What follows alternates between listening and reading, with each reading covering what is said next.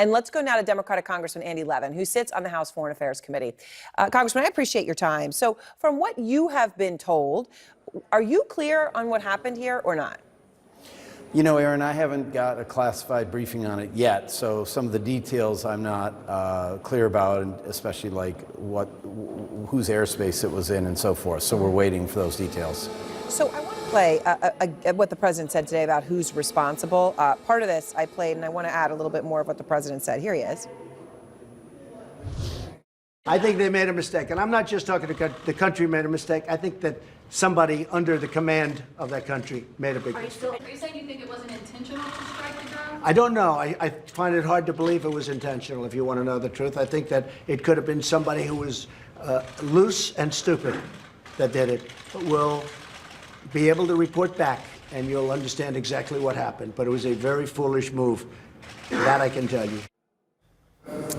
It's interesting, Congressman. You know, there he sounds like he's trying to act like, well, if it was someone low down or a mistake, maybe I don't need to gear up about it. Right. But it's clear from how Iran's responding with the coordinates, with the foreign minister, with the head of the Revolutionary Guards, with a video where they're clearly celebrating and not saying, oh no. It is clear that this was not a mistake. So why do you think he's responding that way? You know, Aaron, I don't know why the president's responding that way. I hope he's trying to, leave room to walk back the steady escalation that the United States has engaged in. But we need to look at Iran from first principles. Iran talks like this all the time. It's a very proud country. I don't think that they're going to back down easily. We need to stop escalating, and we need to have a sober and serious foreign policy here and not just go from crisis to crisis. So the president does not have authorization from the United States Congress to go to war with Iran. I've introduced a bill, the AUMF Clarification Act, to make that perfectly clear, but our caucus is united in the observation that if the president wants to start a war with Iran, he'd have to come to us, the Article 1 body, and ask for permission for that. So we need to look at what have we gotten out of this president's foreign policy.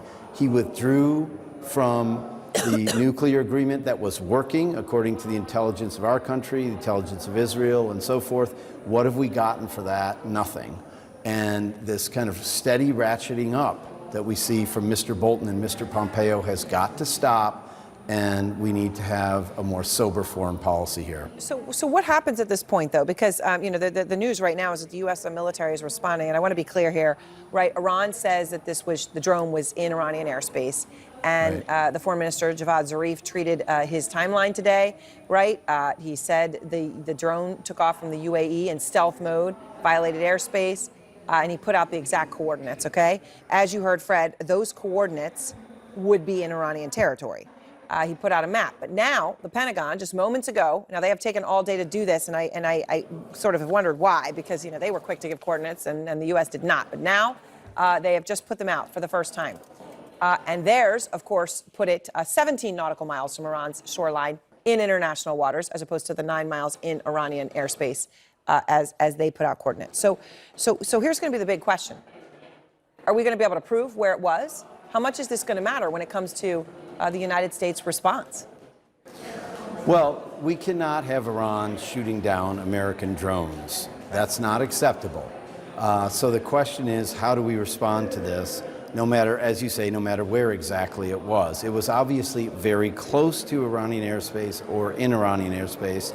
I have a lot of confidence in our intelligence services, so when I get briefed properly, then I'll feel like I know that. But you trust them. When they put out the coordinates, putting it in international airspace, you would trust the Pentagon over the Iranian coordinates? I would want to get briefed directly about it, because the civilian leadership in the Pentagon and in the State Department have not always been factual with us, whereas the intelligence briefers have been. So we want to get that clear. But here's the main thing. Let's talk about the United States' relationship with Iran and how we should handle this. The American people do not want to go to war with Iran. What's the cause and effect here? How have we gotten to this point? We've gotten to this point because the U.S. withdrew from a treaty that all the other countries stayed in, all of our allies. We've been acting unilaterally.